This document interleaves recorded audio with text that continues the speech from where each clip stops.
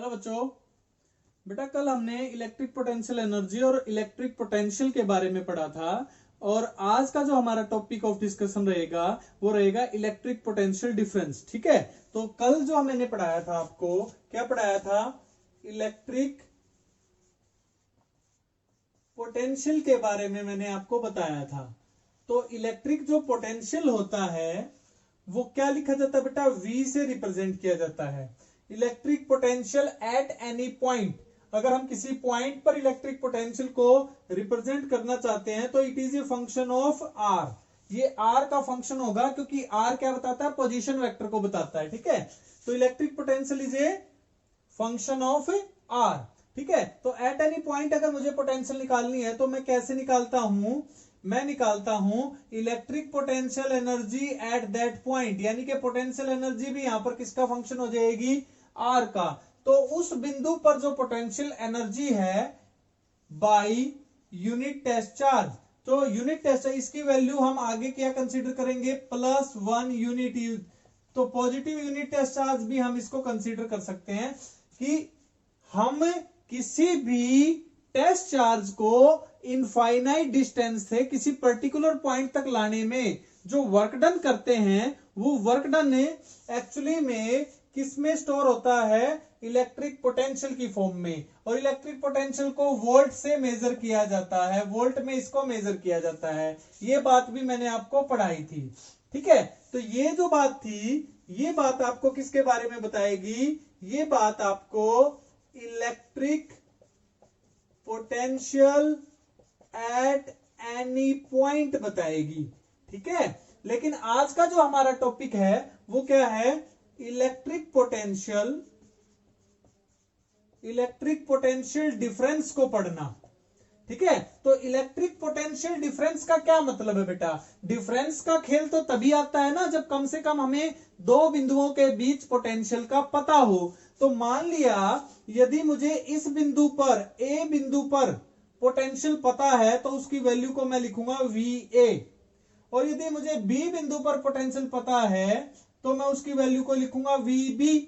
ठीक है, तो इन दोनों पोटेंशियल का जो डिफरेंस आएगा वो क्या कहलाएगा? वो कहलाएगा इलेक्ट्रिक पोटेंशियल डिफरेंस। ठीक है, तो VA माइनस VB ये हमारा कहलाएगा इलेक्ट्रिक पोटेंशियल डिफरेंस। और कल मैंने आपको बताया भी था कि मान लिया यहां पर कोई सोर्स चार्ज क्यू रखा है O बिंदु पर और ये एक इलेक्ट्रिक फील्ड जनरेट करता है। उस इलेक्ट्रिक फील्ड के अगेंस्ट यदि किसी टेस्ट चार्ज स्मॉल क्यू को प्लस स्मॉल क्यू को A बिंदु से B बिंदु तक अगर हमें लेकर आना है, ठीक है, तो we have to do some work, ये आपको पता है, तो वो हमने लिखा था WAB। ठीक है, तो ये रिजल्ट आपको पता था, divided by test charge Q। तो ये डेफिनेशन आपको क्या बताती है? यहां पर हमें इस बिंदु पर एक पर्टिकुलर वैल्यू पोटेंशियल की पता थी, फिर इस बिंदु पर हमने निकाली, तो दोनों की पोटेंशियल का जो डिफरेंस आता है वो रिप्रेजेंट किया जाएगा इलेक्ट्रिक पोटेंशियल डिफरेंस से। तो यहां से क्या डेफिनेशन, और ये वर्क डन किस में स्टोर होता है बेटा? पोटेंशियल एनर्जी में। तो UAB बाई Q, ये आपको समझ में आना चाहिए। समझ में आ रहा है यहां पर? तो मैं क्या डिफाइन कर रहा हूं यहां पे, यहां से डेफिनेशन देखो, electric potential difference between two points in the electric field. Electric potential difference, electric potential difference between two points in the electric field, ठीक है, इज डिफाइंड एज द, कैसे डिफाइन किया हमने? Is defined as the amount of work done, amount of work done. ठीक है, एक work done किया हमने in bringing a unit positive test charge. ठीक है, अगर हम इस चार्ज को, मैंने क्या कहा, यूनिट पॉजिटिव टेस्ट चार्ज ले लें, तो इस यूनिट पॉजिटिव टेस्ट चार्ज को इसको यूनिट पॉजिटिव टेस्ट चार्ज को एक बिंदु ए से in bringing a unit positive test charge from one point to another point, ठीक है, another point against the electrostatic force. किसके अगेंस्ट? इलेक्ट्रोस्टैटिक फोर्स के अगेंस्ट जो वर्क डन किया गया वो एक्चुअली में इलेक्ट्रिक पोटेंशियल डिफरेंस में स्टोर हो जाएगा। समझ में आ गई बात? इसकी दूसरी डेफिनेशन भी आप बना सकते हैं। ये तो यहां से आई ये डेफिनेशन। तो अगर आप ये डेफिनेशन बनाना चाहें तो आप ये भी कह सकते हैं कि electric potential energy per unit test charge भी होती है। तो ये एक दूसरी डेफिनेशन क्या आ जाएगी कि दो पॉइंटों के बीच की electric potential energy per unit test charge, ये भी आप डेफिनेशन बना सकते हैं किसकी? इलेक्ट्रिक पोटेंशियल डिफरेंस की। तो यहां तक आपको समझ में आ गया होगा, ठीक है। तो आपको जब यहां तक बात समझ में आई तो इसकी यूनिट भी ऑटोमेटिकली क्लियर हो जानी चाहिए। तो पोटेंशियल की यूनिट क्या होती है बेटा? इलेक्ट्रिक पोटेंशियल को वोल्ट में नापा जाता है, यानी कि V से रिप्रेजेंट किया जाएगा। और V किसके बराबर होगा? एनर्जी को किस में नापते हैं? एनर्जी हो या वर्क डन हो उसको जूल में नापते हैं।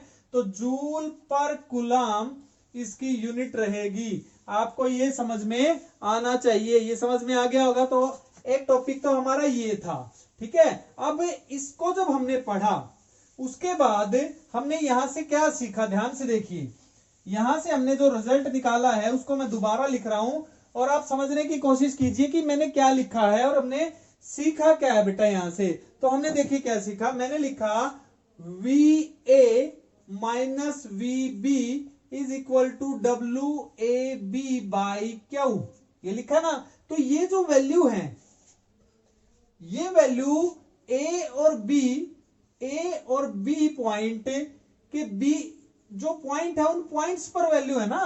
A बिंदु पर पोटेंशियल की वैल्यू VA ले ली, B बिंदु पर VB, तो पॉइंट्स पर जो वैल्यू आ रही है उनका डिफरेंस ले रहे हैं। इसका मतलब यहां से यहां तक लाने में जो पाथ फॉलो किया गया उस पाथ पर ये डिपेंड नहीं करता। तो पहली बात क्या निकल कर आई कि जो इलेक्ट्रिक पोटेंशियल डिफरेंस है, electric potential difference is path independent.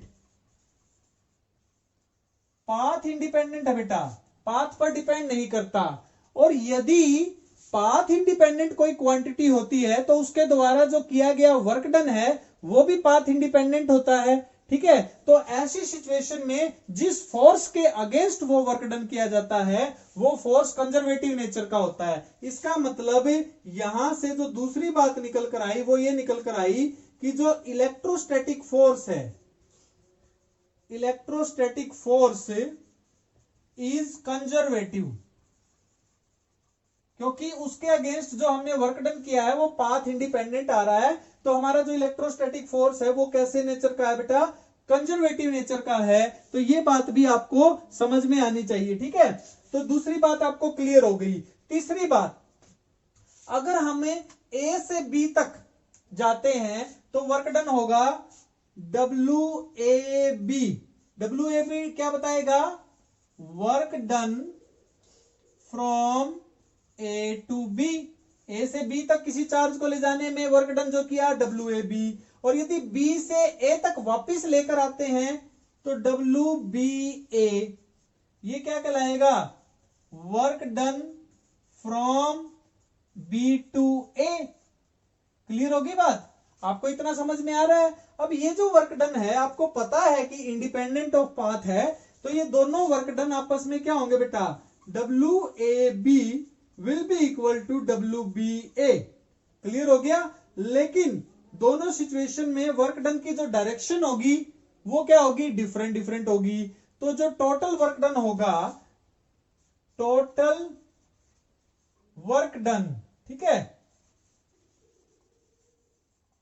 Over A close path, कि भाई अगर क्लोज पाथ की बात करें, A से B पर गए और B से फिर A पर आए, तो A से B तक और B से A तक जाने का जो टोटल वर्क डन आएगा over A close path is always, वो क्या होगा बेटा?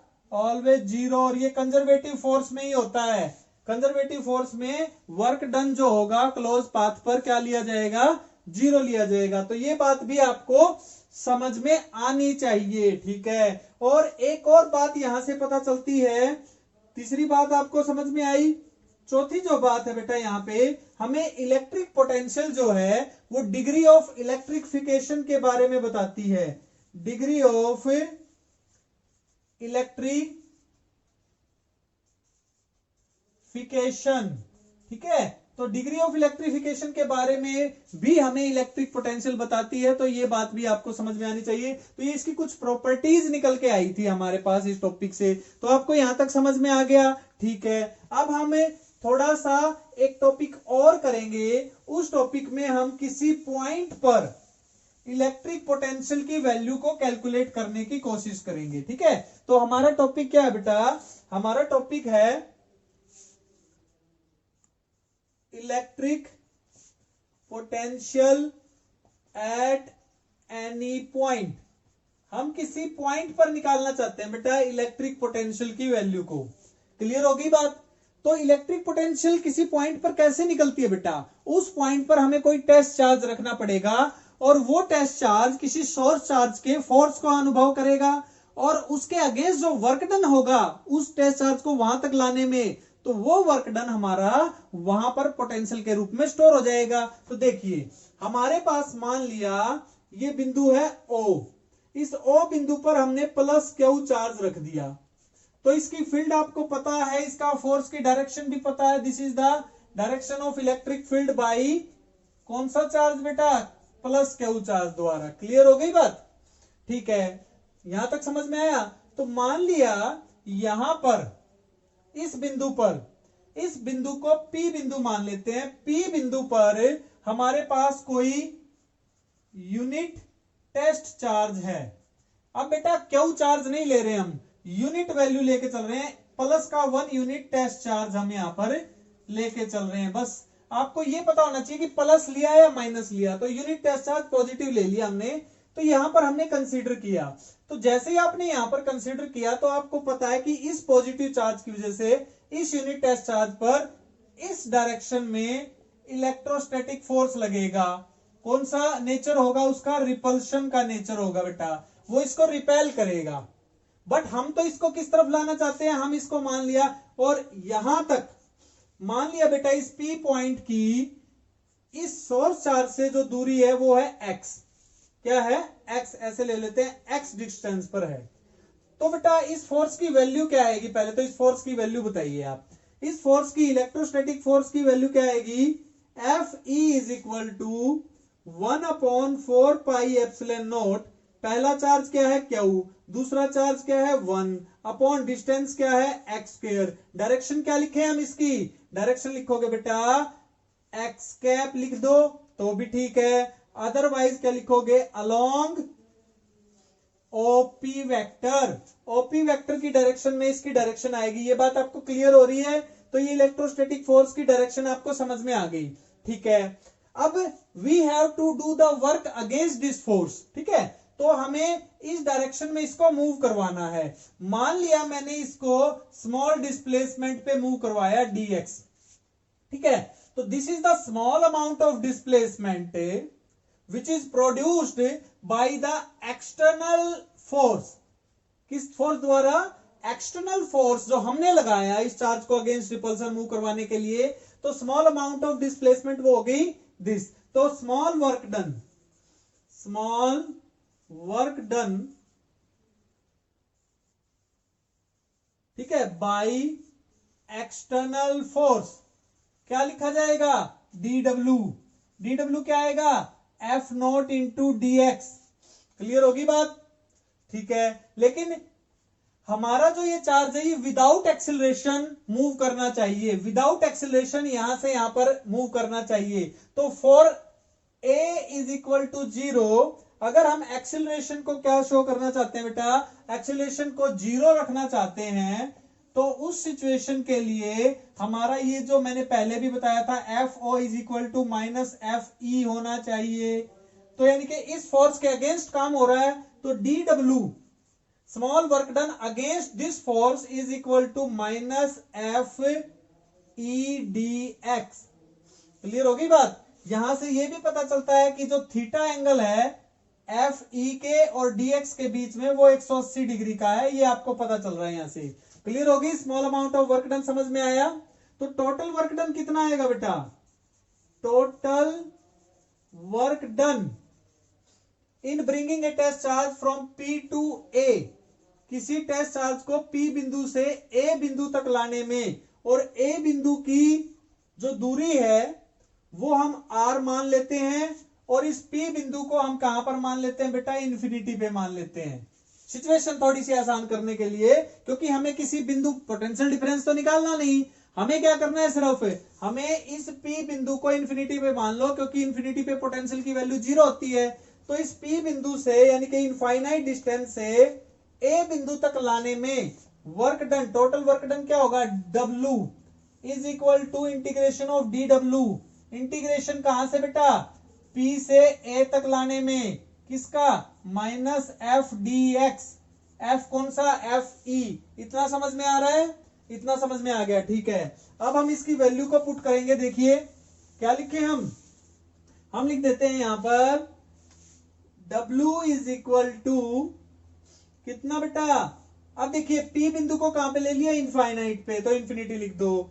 A बिंदु की पोजीशन क्या बता रही है, पोजीशन वेक्टर क्या, R, तो इन्फिनिटी से R तक, और F की वैल्यू क्या आ रही है, 1/4 pi epsilon not Q upon x square dx। Minus भी आएगा ना, माइनस का, तो ये माइनस यहां पर आ जाएगी, तो रिजल्ट क्या आ गया बेटा, माइनस। अब देखिए 1/4 पाई एप्सिलॉन नॉट और Q तो बाहर आ गया, अंदर किसका इंटीग्रेशन रह गया, देखिए infinity to R 1/x square dx। तो बेटा ये इंटीग्रेशन मैंने कई बार बताया, x की पावर n इंटू dx का इंटीग्रेशन क्या होता है, x की n+1 अपॉन n+1। इस इंटीग्रेशन को ध्यान में रखना है आपको। तो इस रिजल्ट के अकॉर्डिंग x की पावर जो n है, n की वैल्यू कितनी है, -2। तो रिजल्ट क्या बन गया, W is equal to -Q upon 4 pi epsilon naught, क्या लिखू बेटा, x की पावर -2 + 1 -2 + 1। लिमिट क्या होंगी, इन्फिनिटी से R तक, -1 बच गया, आगे आ जाएगा प्लस का हो जाएगा। यहां पर रिजल्ट आपको क्लियर हो रहा होगा। तो इस रिजल्ट को हम यहां पर लिख देते हैं, क्या लिख दें, हमारे पास जो टोटल रिजल्ट बना वो ये आ गया, W is equal to minus into minus, एक माइनस और वो दोनों माइनस क्या हो जाएंगी, तो Q upon 4 pi epsilon naught, अंदर क्या बच गया, 1/x, क्योंकि x की पावर 2 -2 + 1x हो जाएगा, और लिमिट हो जाएगी इन्फिनिटी से R। पहले upper limit Q upon 4 pi epsilon naught क्या हो जाएगा बेटा, 1/x यानी कि 1/R माइनस 1/इन्फिनिटी। पहले अपर लिमिट, पहले ऊपर वाली लिमिट, फिर नीचे वाली लिमिट पुट करते हैं, तो 1/इन्फिनिटी क्या होता है, 0। तो ये रिजल्ट तो हो गया 0। इस रिजल्ट के बारे में आपको पता चल गया कि ये रिजल्ट तो कितना आ जाएगा बेटा, 0 आ जाएगा।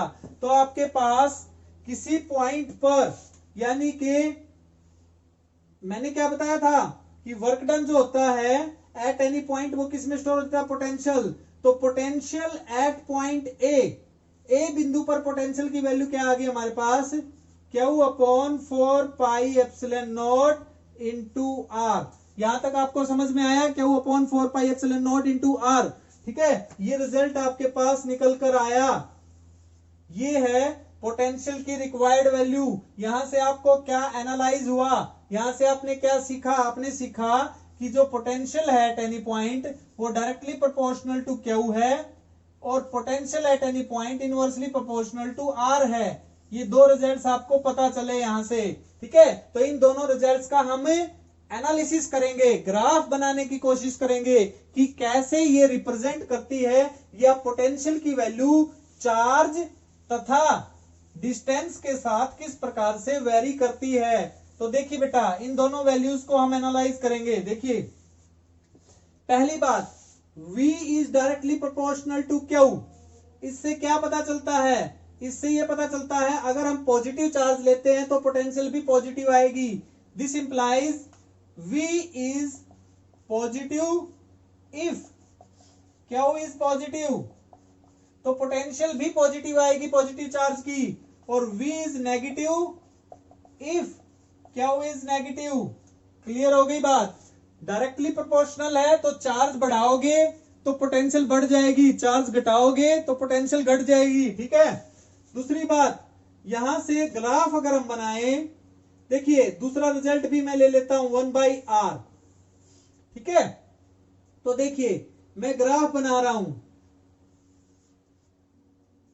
किसके बीच में, पोटेंशियल की वैल्यू के बीच में और r के बीच में। बेटा चार्ज को यदि मैं पॉजिटिव लेता हूं, कंडीशन लगा दी, if Q is greater than 0, यदि Q 0 से बड़ा है यानी कि पॉजिटिव है तो R बढ़ेगा, यदि R बढ़ेगा तो पोटेंशियल क्या होगी, घटेगी। इसका मतलब ग्राफ आएगा बेटा ये।